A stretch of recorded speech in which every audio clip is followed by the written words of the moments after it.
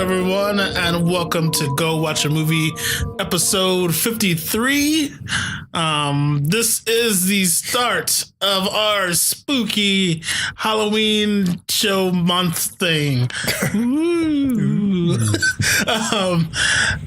So we're going to be going through some horror movies all this month for the episodes in October. Just makes sense. To get things started off, we're going to go with the creepy Hereditary. But before that, let's get into a little entertainment news.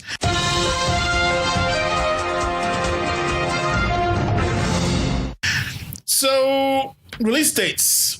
Once again delayed for Phoenix, Dark Phoenix Gambit, and actually Battle Angel, which is not Marvel, but still.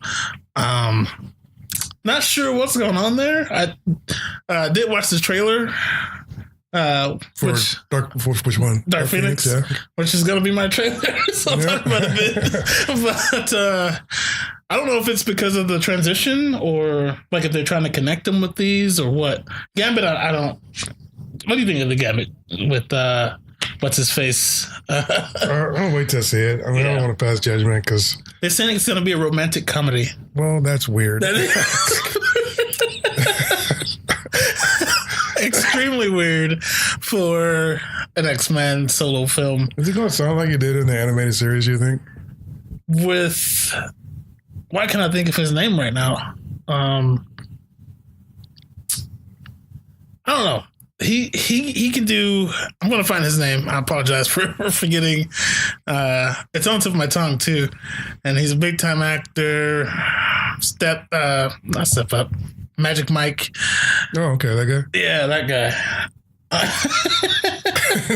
We're both looking up in the air, clueless, so we can't think of the guy's name. He's gonna be Gambit, but yeah, I don't know. I feel like he's too. Maybe has he slimmed down? Because I feel like Gambit should be slimmer. Yeah, I would agree. He's a bulkier dude. Gambit's a street rat thief kind of a guy. Bayou. He's not like a bulky dude, but... Wow, I can't think of his name. I'm trying. I'm not going to cheat and look on the phone either. Channing. That was, yeah. I was like, it was on the tip of my tongue. I kept wanting to say Chadwick Boseman, but that's Black Panther. That's not a common name either. Channing Tatum, yeah. We should have remembered that one. It's like it's Charles or something. But yeah, he's playing Gambit, and I don't know. Like I said, I've seen him do funny. I've seen him do romantic comedies. I've seen him do serious. No. I guess I'm sorry, ladies. I'm not a fan. Yeah. I don't think he's that good, but I liked him as a gimp, and this is the end. He was interesting as a space wolf man. Space wolf man. In that Jupiter Ascending. Yeah. Not that I'm saying that's a good movie whatsoever. I was making a joke, but he was in that. It was an interesting movie. Other than that, it's a slow movie news week. Well, it's not really a slow movie news week, but PG-13 Deadpool cut. I heard about December. This, and I don't understand why they would do that because it doesn't make any sense to me. Deadpool, yeah. The only part that I heard about that makes sense is that so they can play it in China because China has something where they can't air rated R movies or something at theaters. I don't know. That makes sense. That's just a money grab, but that's the only reason why I see why you would do that. But why would you re-release it here? Just release it there. Exactly. But doing that here, I don't really see the point. Like you said, the money grab, because now our kids that couldn't see it before can now go see it. The kids have already seen it. The parents have let them see it. It's okay. It's, some people have been on the fence about it, but I think most people, they're finding ways to watch it. For sure. I think that'll bring us to trailers.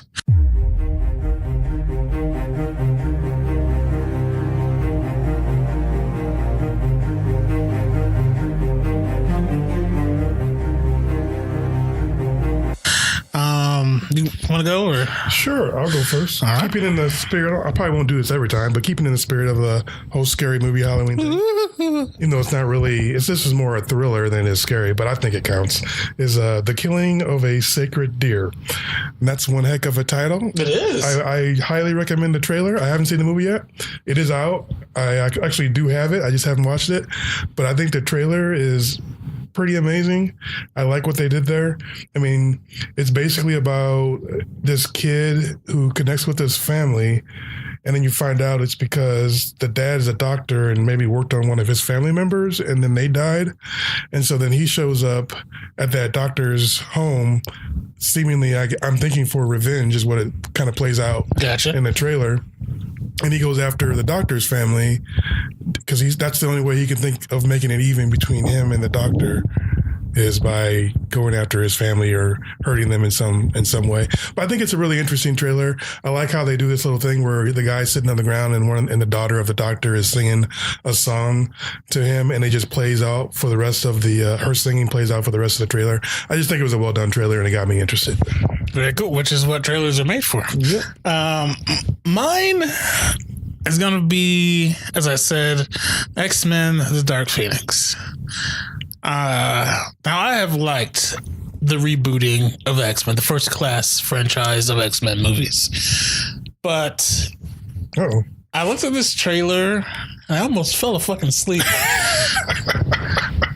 Like, there's nothing, man. And maybe the second one will do better, but which I won't watch because of my rule. So I'm fucked either way. Mm-hmm. But yeah, I was not feeling it at all. And then, of course, they're doing that fucking same thing. It's been in her the whole time. And it's like, anybody who knows the Phoenix story, unless they've rewrote it, and I'm not up to date on that, the Phoenix is a entity from outer space that inhabits the strongest body that she can. So I don't understand why they fucked that up, but because it could also lead to so many more cosmic stories. But yeah, I'm not sure. I'm not for sure either. I haven't read that story arc, the Dark Phoenix one, which I have on my list to do. But I agree with you. I saw that trailer and I wasn't like over. Right? I wasn't like, I gotta see this. This is gonna be great. And the idea of it's cool. Like I just the idea of a Dark Phoenix, actually on film, but the trailer just doesn't kill it. And I guess the perfect segue though into Hereditary, because didn't that main character play the Phoenix in the original X-Men movies? If I'm not mistaken. Huh? Is that not her? No, that's not her. Oh, okay. That's a completely different person. She looks like her. May edit that part. But Hereditary came out in 2018. It stars Alex Wolff, Gabriel Brain, Tori. Wow, I need to zoom this in. Somebody needs glasses. Tori Collette, Miley Cipro, Tony Collette. But yeah, so Robert recommended this one as the start of our horror film. I did. What the fuck did I watch, Robert? First, before we go any further, I like to do a huge spoiler. I think if you listen to this before you watch it, it won't have the same impact. So pause immediately, run out, watch this movie. I highly recommend it, and then come back and listen to the rest of this. That is a good idea. I agree with you. And to answer your question, what you watched was one of the greatest horror movies that's come out in a long time. That's what you watched. Is it okay for me to talk about the little girl? Is that makeup? No, I don't know what that is, but go ahead and talk about her. She is one of the creepiest children that I have ever seen in my life. It added so much. It did. Wow. So good. But even though she looked creepy, did you feel sorry?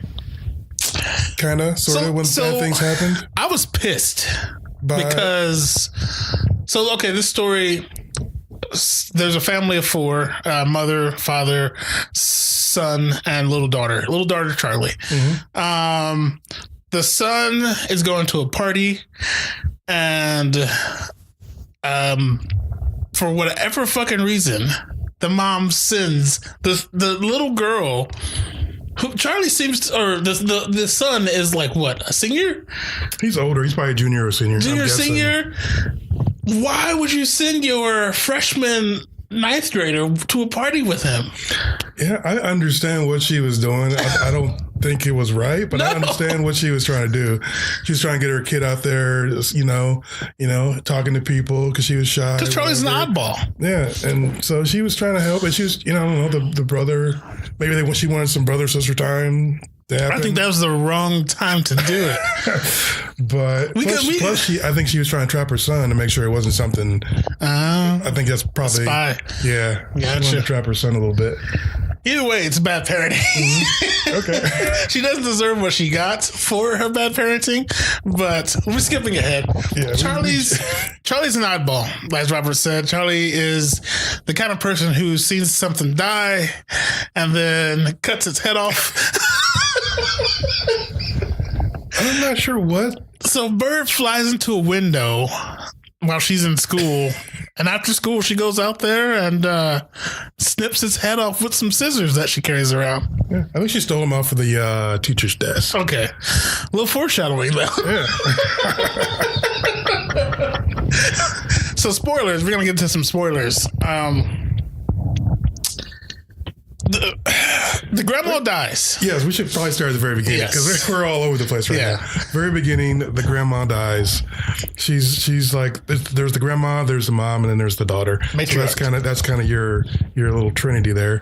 And then so the grandma dies, and you basically get introduced to the mom, who let me just say I love this actress. I think she did an amazing job. I've seen her in other stuff. She looks like the Phoenix. No, she does. She's been in some other stuff that I've liked too.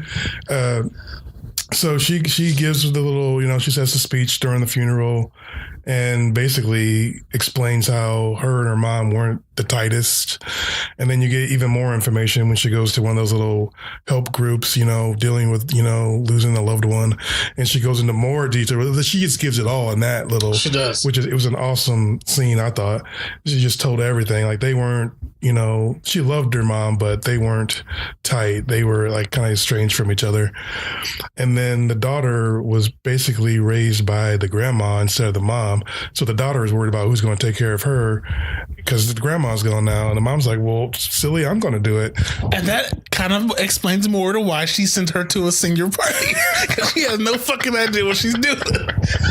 So that's how the movie starts. No, those are two completely different people. Maybe like an older sister or something, or a cousin, but not. I showed him a picture of the Phoenix from last time. No. But yeah, I'm sorry I interrupt you. No, you're fine. I just think, I don't know, like. So let me get to a basic question. Did you enjoy this film or did you hate it? I enjoyed it. Okay. And it did freak me out, which is what I look for in a horror film because my overactive imagination. Mm-hmm. There are certain scenes in this that stick with you. This movie has a lot of them. Yes. A lot. And I want to warn people, there's nothing in this that's out there, weird, crazy, you've never seen this before. It's stuff we've all seen before, but I think they just put it in there perfectly. It's they just do a really good job with what they had. And it's not anything you haven't seen. It's all the same stuff. Mm-hmm. But man, did they use it right.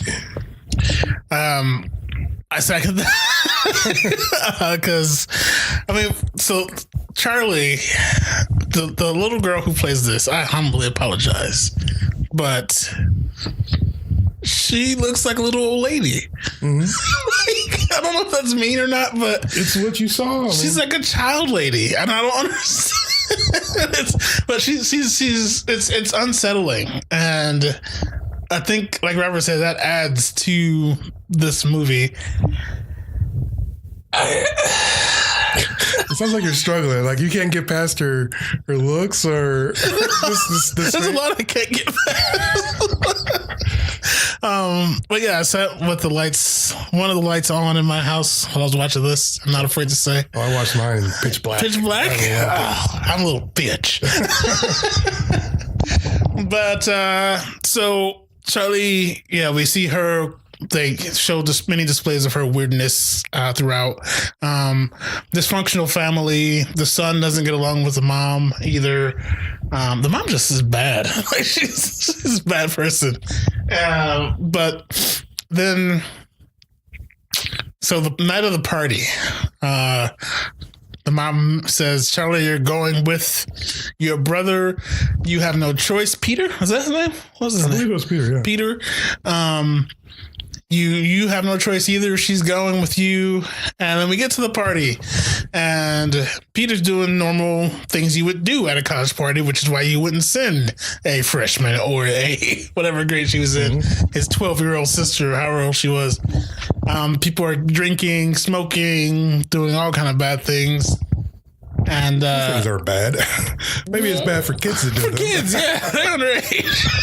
We're setting an example here. Those motherfuckers are bad though.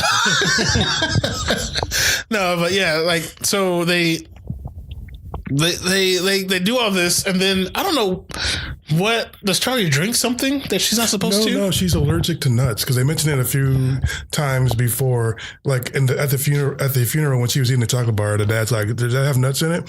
She's like, "No." So she's allergic to nuts. They were like obsessed with the nut thing, and then she ate that cake, and you see they show the girl making the cake, and she's just chopping a giant pile of nuts. So you know something's about to happen. There's like, here it is, a giant pile of nuts. You know what's going to happen next. And then Charlie's like, you kind of know what's going to happen next. Yeah. But she comes into the room where her brother's getting high as a motherfucker. And I like how the girl like got him in there, and she's like, two of her friends are already in there. He thought they were just gonna be alone. Yeah, you're too nerdy for that, Peter. But yeah, she comes bursting in, and she's like, "I can't breathe. My throat's open. It feels like my throat's open too big, or something like that." And he, of course, rushes her out of there, which is what you do. Yeah, he did the right thing. Yeah. Besides leaving her at the party by herself, which I guess wasn't really wrong. That's what a normal boy... Which is why you don't send the fucking 12-year-old. I mean, that's what a normal kid his age would probably do. Yeah. So I guess that was normal. But he couldn't have anticipated the nut thing. Yeah, true. She should have had an EpiPen. She should have been old enough. She was 13. She should have been old enough to look for nuts. Yeah. Like a squirrel or whatever. Like before she eats out there, she should look for nuts. And she should have had an EpiPen if it's really that bad, you know. But they speeding home, rampant speed down the highway. He's going to get her to the hospital. He's going to save her life. He's a good brother. Oh, he's a great brother. At this point, I'm like, yeah, you did the right thing. You left your party. You left weed, drugs, possible poontang. Look at you go, man. She sticks her head out the window for some fresh air because she can't breathe. He swerves to avoid something in the road. Like a deer carcass or something. And then bam. I don't know if I can say it. And then bam. So I don't know if you noticed, before we get to it, there was a scene that showed that pole, and it had a little symbol drawn on the pole. So this was preordained. This was a masterful thing that happened. This wasn't an accident. I missed this. They meant this to happen. But she sticks her head out the window, as you said, and then boom, he swerves to hit the move to avoid the deer, and then Charlie's head hits the pole, and then Charlie no longer has a head. The body is just left in the car, and the head's laying on the side of the street. Now, that's not even towards the end of the movie. This is like first half, 15 minutes, 30 minutes. Yeah. Now that's bad enough. His little sister has just been decapitated because of him. This brother we just championed for trying to get his sister to safety, for leaving all those drugs. He did that. Possible poontang. He sobered up quick. Drink, yeah. So his next steps were to drive home. Forget the hospital. We're not going there anymore. Her nut allergy is cured. We drive home, and he crawls into bed and goes to sleep. No, well, he crawls in the bed because I don't think he goes to sleep. I think he's so much in shock. Yeah, that he just lays there. He just lays there until the morning. And in the morning, I love the scene where he's laying there, and then the mom's like, what's going on? Where's blah blah blah? And she's outside looking around, and all of a sudden she finds Charlie, and she starts screaming. Yeah, his face doesn't move, but you see him grip the pillow a little bit harder, like he's aware, but his face doesn't move at all. It was a great scene. But yeah, he doesn't tell anybody, doesn't go to the hospital, doesn't tell his parents, just crawls in the bed. Like Robert said, he's probably in shock. And just the next scene is his mom screaming. Oh boy.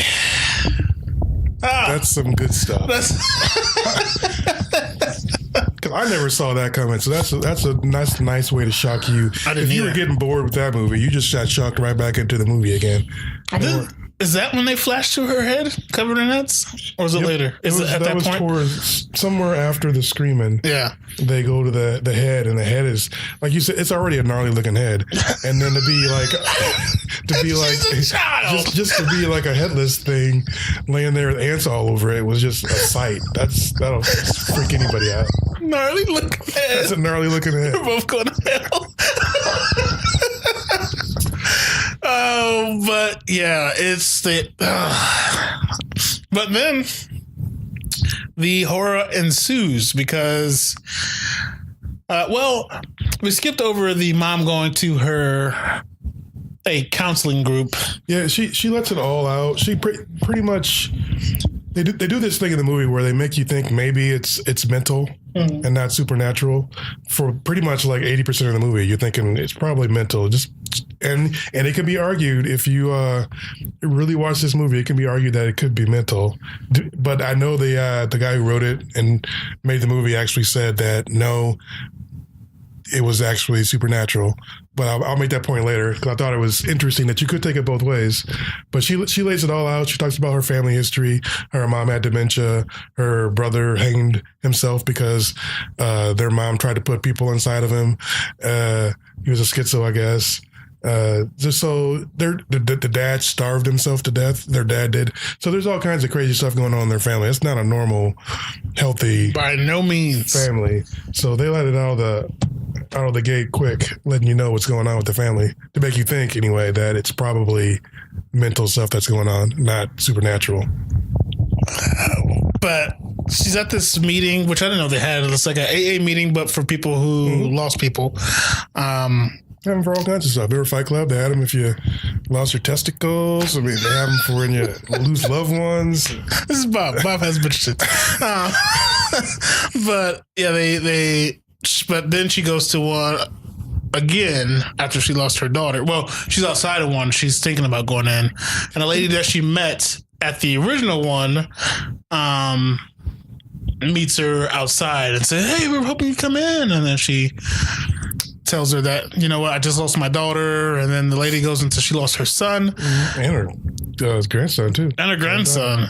But she found a way to talk to them. Yes. Oh, and then things get real creepy.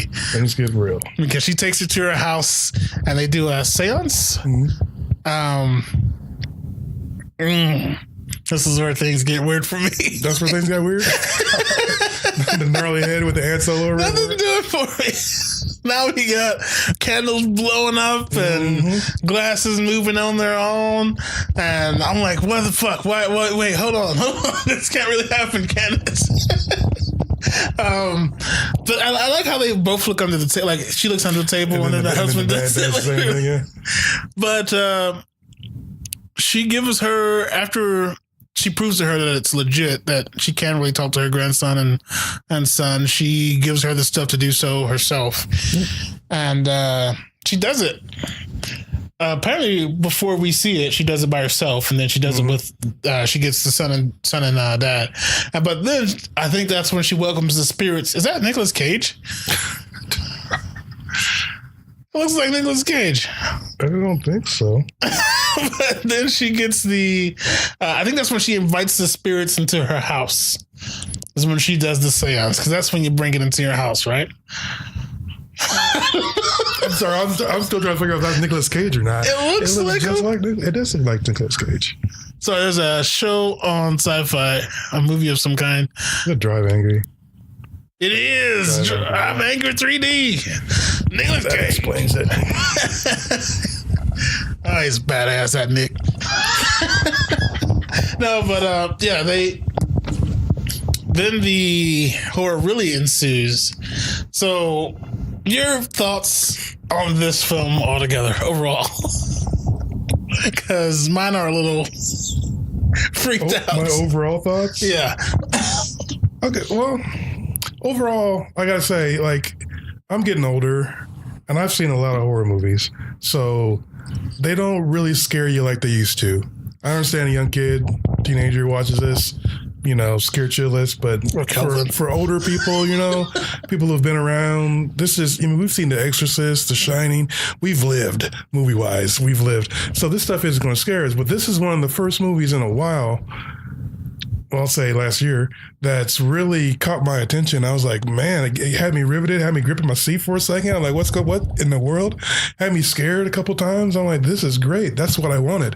I mean, an actual horror movie that's smartly made and does its job, I second that because there are a couple scenes. So...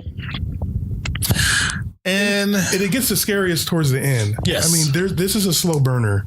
It slow burns a little while, and then it punches you in the face, and then it slow burns again, and then it just builds so quick towards the end that you don't know what's happening. Most people probably left this movie like, what? Like your response, like, what did I just see? Like the ending is absolutely crazy. And I think there's a couple interpretations for it, but the ending's just nuts. I would like to hear those interpretations. So basically, well, I don't think I'm jumping ahead if I give away now. Let me mention this scene. So there are a couple scenes towards the end when Peter wakes up, and there's one in particular where, like, behind him, up in the corner. His mom is just there. Hanging out on the wall like a Spider-Man. Hanging out on the fuck. And it's like, it's pitch black behind him, but you can see her white outline. Just barely. It's perfect. Yeah. We've seen that before in other movies. But yeah, it's this one did it right. Yes. Yeah. Sorry, go ahead. That was perfect. Even her running across the wall to get away. We've seen that before, but this movie did it right. Mm-hmm. And I like, and then jumping all the way back towards the beginning of the movie, the whole supernatural element. I mean, you're seeing the supernatural now. You know for sure there's something going on, or it's in her head, one or the other. But you know something's going on. But they even hint at it. Like at the beginning, they'll be like the kids laying in the bed, and all of a sudden in the treehouse, a red light appears in the window. So you think there's a demon in there. Something's going on. It must be supernatural. And then a couple scenes later, they show it's just the mom laying in there with a heater. Yeah, and that was why there was a red light. So they play with you a little bit. Mom. they play with you a little bit. They make you think one thing, but it's something else. So, and I thought, and then I don't want to say that's like super clever because that's what most movies do, especially when they want to scare you. But they pull it off. But this one pulls it off. I mean, the story was so good, the acting was so good and riveting. It just grabbed you, it pulled you in, and it made you believe it. From not Jean Grey. Yeah, from not Jean Grey. Some movies, they'll just like, they'll move into a creepy house and, all of a sudden scary stuff starts happening, but there's no character development. I don't care about the people. So they're just let them get killed. Yeah. That's what they're there for. But this one, you care about everybody because it just goes all the way through. And there's so much tension and drama. Like, how does the son deal with accidentally killing his sister? How does the mom deal with sending her daughter with her son, and then she ends up dying? There's like a bad mom. The ever so slight tension in the marriage. Where are you going tonight? Oh, I'm going to the movies. Every night she goes to the movies. It's like, it seems a little unlikely. So there's so much tension that's built up. And they legit show like the kid having to deal with this shit in school. Mm-hmm. Like, he's smoking weed in school now. He doesn't ask the questions. He's seeing things. He has a moment where he breaks down and he needs somebody to hold his hand while he's having, like, he's hyperventilating or something. Mm-hmm. There's so much in this that just makes you love the characters.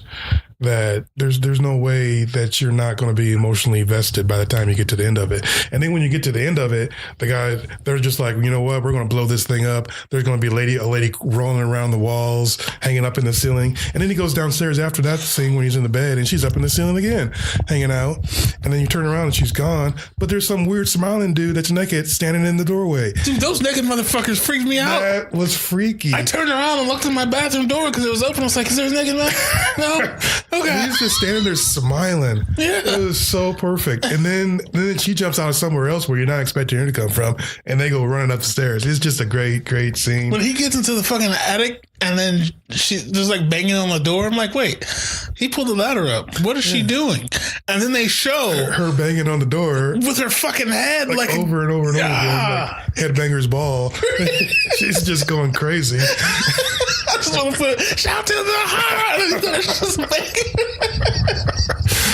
It's just crazy. All the stuff that happens at the end is just nuts. Yeah. There's just, and then in the attic, there's just naked people just standing there. I can just wave hi. Yeah. You're like, hi. And he's like, fuck this. And then her mom and jumps out the window. And then before that, his mom somehow gets through the door to the attic and is like hovering in the air. Sawing her head off with, like, I don't know if it was a piano string or what. Yeah, I think so. But she's just like staring at him, sawing her own head off. Was that Charlie's body up there before? The headless one? No, that was her mom's. Her mom's. Okay. They dug her mom up. And then, because all this stuff is being orchestrated by a cult. Yeah, there's an evil cult that worships the king of hell. Because we find out that the chick who showed her how to seance was actually connected to her mother as well. Yes. Yeah. So he jumps out the window, lands, and you see a little orb of light come down and go inside of him. You assume that's either Charlie or something else, but it's revealed in the end what it actually is. That Charlie and this king of hell is the same person, and he goes up to the treehouse. He crawls up in the treehouse looking crazy, and he's in there, and there's like a whole bunch of people in there. I think some of them are half naked, aren't they? Yeah, some of them are naked. Some of them have their butts covered with like drapes or something. And they're like kneeling and praying to the statue of the king of hell, and then he just stands there, and all of a sudden you hear this woman's voice, and she's like, you know, oh hell, whatever his name was, I can't remember what it was. And you're that guy. You're the king of hell, by the way. And surprise, because he killed the king. You think? The entity that was the king, I wish I could remember his name, like Panin or something. I don't know what it was, but that guy was inside of Charlie already. Yeah. Because they wanted Charlie to be a boy because he was supposed to be inside of he's a boy, so he wanted to be inside of a boy's body. And you think this is like the Chronicles of Riddick? You keep what you kill? It's not because he killed the kid. They just orchestrated that event so that he would die. And so then he can get what he wants. He was going, because you saw that little light effect every once in a while. So he was going in and out of different people, manipulating them to get what he wanted, which was Peter's body. Yeah. Peter is supposed to be the vessel, but the mom wouldn't let the grandma anywhere near Peter when he was born for whatever reason. And then it wasn't until she had her daughter that the grandma was allowed around, and that's why the demon ended up being inside, or I don't know if the demon, the king of hell, whatever he is, ended up inside of Charlie. Yeah, that last scene, I was like, what the fuck is going on here? Yeah. But for me, the two interpretations that I had, one was the literal interpretation. What you actually saw is what actually happened. Mm-hmm. And that's what the guy who made the movie says is true. Because nobody likes that, it was all a dream. Yeah, that's bullshit. Out of hell for some reason. But that's another interpretation, because if you look at it, the very first scene when they open it up, they zoom in. They're in a house. They zoom in to this little miniature, kind of like dollhouse thing, which I loved of Charlie's, not Charlie's, of Peter's room. Yeah, the dollhouse stuff is great. So that gives you the impression that there's something bigger out there manipulating something smaller. Okay. I don't know if it was supposed to be that was supposed to represent the cult, or the fact that there's like supernatural things and gods manipulating people, but that's the metaphor that I got from that. And then towards the end, it ends in the same way that it starts, is it zooms, instead of zooming in, it zooms out from that treehouse, and it becomes like another little miniature, like a little dollhouse. So you could say either that was just representing the fact that there are, bigger things controlling these pawns in real life, or all that crap was just inside of her head because she was the one making those miniatures. Yeah, because she even recreated her daughter's death scene. And everything that she was doing was like real life stuff. It wasn't just something that was made up. It was something from her actual life. So, and she had all those family members, every single one of them basically, that had a mental condition. So do you think the naked people were them? Because I'm still confused on naked people. It could just be if it was that interpretation from her just being a schizo or a crazy person, that could be anybody. It doesn't really matter. But I mean, that is an interpretation that I think somebody could probably get from it, even though that's not what it was intended. Mm-hmm. But I saw both ways when I was watching the movie. I'm glad you saw that because I was just terrified under a blanket. Good stuff. Especially after the fucking dad burst on fire. Yeah, the dad bursting on fire. I did not see coming. I thought she was going to throw the book in there and she was going to catch on fire. But then they're like, nope. Surprise again. Wow. Barbecue dad. Oh, man. I didn't like the bed scene, though. That's the one scene that I didn't like in it. It made sense. They were laying in bed, they get in bed, and he reaches out and grabs her shoulder like he wants some. Right after the daughter died. I thought that was a little soon. Yeah. Or was he just trying to comfort her? Comfort sex. I think he was just trying to comfort her? Yeah, I felt like... I don't know. I was confused by that scene. Like, I didn't know if they meant that he was just trying to comfort her or if that's, how they initiated sex. But she wasn't having it, though, right? Because she jumped up quick and got a blanket, and he was a little mad about it. He's like a little salty. He's like, well, go ahead and go then. Go sleep on the... Get his deed to somebody else. My hand.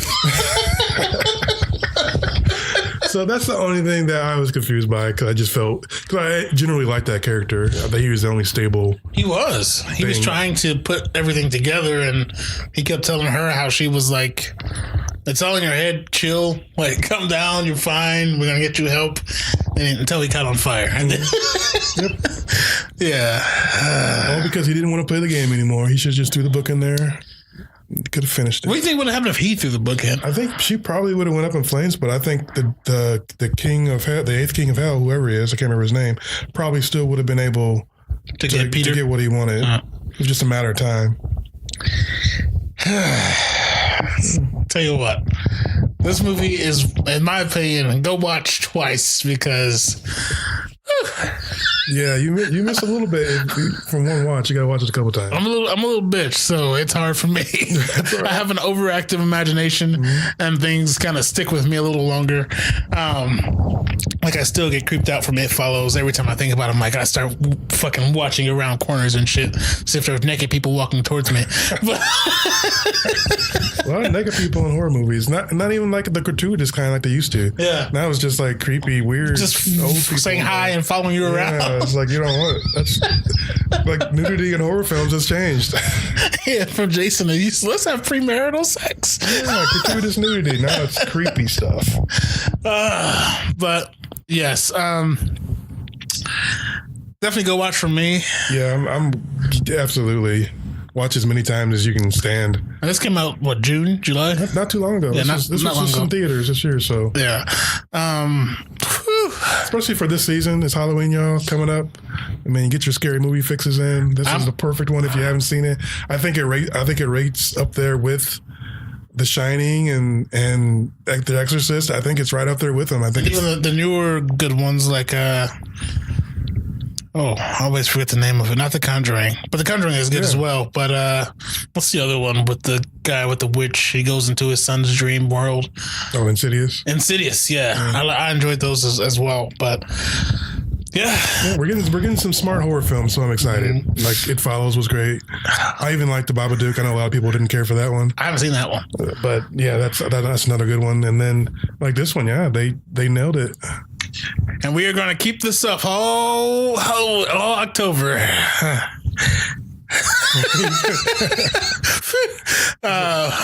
And we're going to be watching some horror films all October long. And I hope you join us. If you have one that you think will scare the pants off of me, because Robert has balls still and it won't scare the pants off of him. Clink, clink.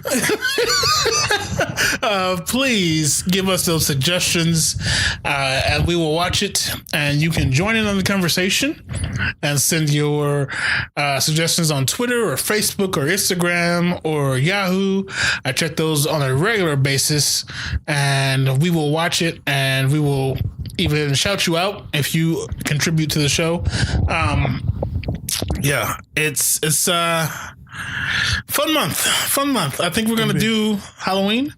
Yeah, because the new one comes out on the 19th. We can do that. Yeah. Michael Myers isn't so scary, but the shape, as they call that fucker. But yeah, so any more thoughts on this film? Nope. Good to go. Just go watch it. Awesome. We said a lot. Hopefully you paused and went and watched it before you heard. Yeah, because it just got ruined for you. Yeah, all the spoilers. But yeah, that is episode 53. This is actually our official true 2-year anniversary of doing the podcast for me, other than me skipping around and going places and not doing the podcast. But yeah, thank you all for listening. We appreciate everything we get, all the Twitter fans and Facebook follows and all the likes and everything. Yeah, follow us on those too. Twitter, Facebook, Instagram, all under Go Watch a Movie. Go Watch a Movie at yahoo.com is the email. We are at gowatchamovie.podbean.com. Just subscribe, like, follow, and all those social media things. And we appreciate it. I am Kelvin. And I'm Robert. Go watch a horror movie.